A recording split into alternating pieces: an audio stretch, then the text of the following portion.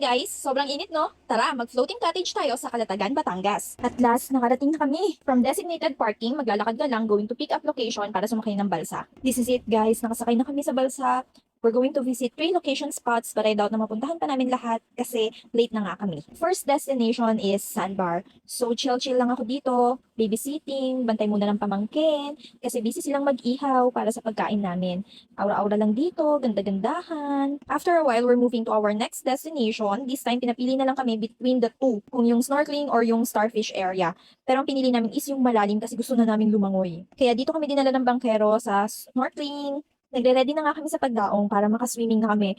Pero nagulat ako pagtingin ko sa dagat, yung asawa ko, enjoy, lumalangoy na agad. So that's all guys, wala na rin akong further swimming videos kasi naman nag-swimming na rin ako. So pabalik na nga kami doon sa drop-off location, ginabi na kami pauwi ng Cavite. Saan naman kaya kami mapapadpad sa susunod? Any suggestion guys?